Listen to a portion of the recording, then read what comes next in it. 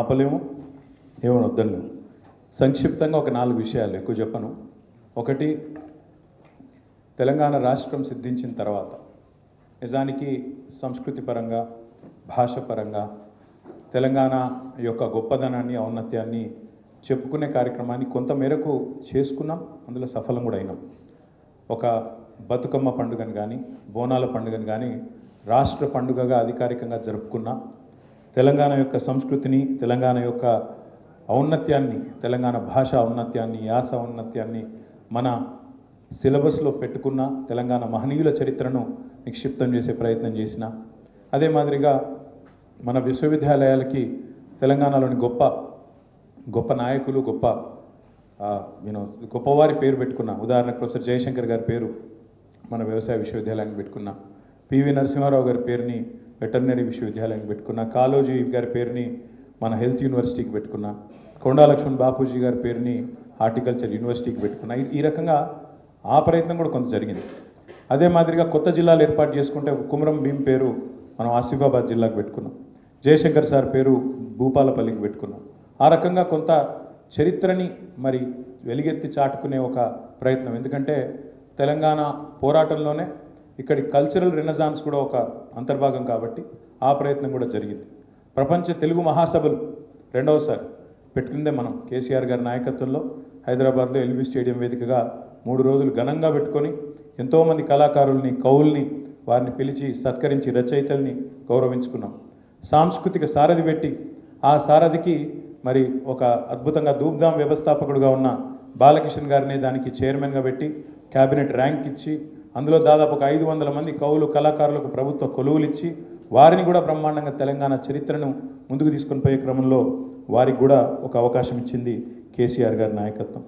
అదే మాదిరిగా తెలంగాణలో ప్రాజెక్టులు కట్టుకుంటే ఏ ప్రాజెక్టుకు ఆ ప్రాజెక్టుకు ఆయా ప్రాంతంలో ఉండే మరి దేవుళ్ళ పేర్లు, కొండపోచమ్మ సాగర్ అని పెట్టుకున్నా, కొమరవెల్లి మల్లన్న సాగర్ అని పెట్టుకున్నా, రంగనాయక సాగర్ అని పెట్టుకున్నా, రాజరాజేశ్వర సాగర్ అని పెట్టుకున్నా.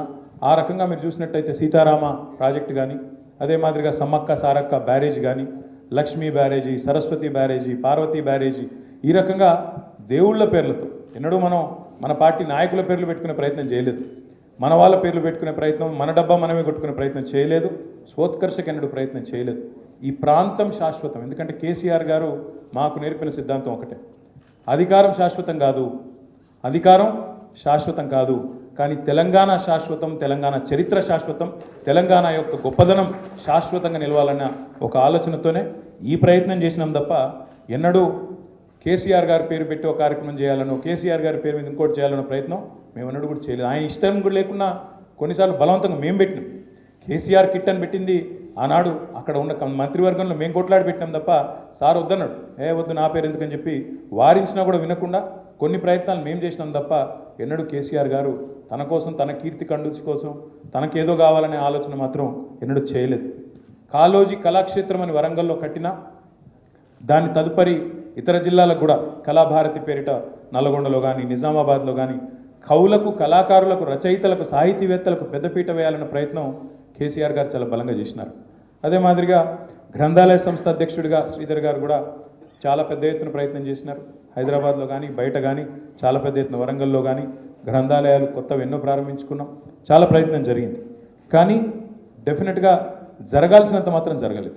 ఇంకా జరగాలి, ఇంకా బాగుండాలి అనే కోరిక ఏదైతే తెలంగాణ సమాజంలో ఉందో దాన్ని తప్పకుండా ముందుకు తీసుకొని పోయే ప్రయత్నం ఈ సందర్భంగా చేయవలసిన అవసరం ఉందని చెప్పి ప్రతి ఒక్కరు కూడా నొక్కి వక్కానించినారు. తప్పకుండా ఆ బాధ్యతను బీఆర్ఎస్ పార్టీ తీసుకుంటుంది.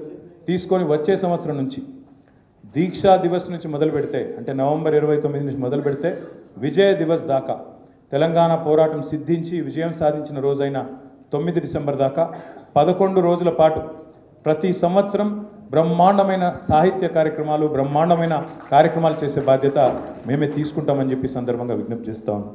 ఇదేదో ఈ సంవత్సరం ఒకటే కాదు, ఇక నుంచి ప్రతి సంవత్సరం ఈ 11 రోజుల పాటు విస్తృతంగా కార్యక్రమాలు చేస్తాం.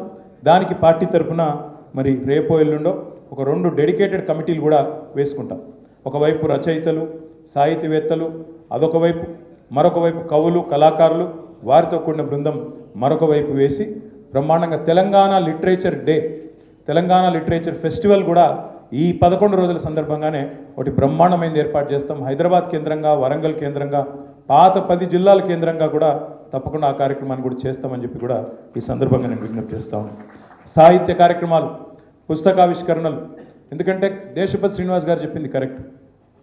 సింహాలు తమ గాథ తాము చెప్పుకోకపోతే వేట కుక్కలంటే బాగుండదేమో, వేటగాళ్ళు చెప్పే పిట్టకథలే చరిత్రగా నిలిచిపోతాయని వారు ఏదైతే చెప్పినో, సింహాలు తమ గాథ తాము చెప్పుకోకపోతే వేటగాళ్ళు చెప్పే పిట్టకథలే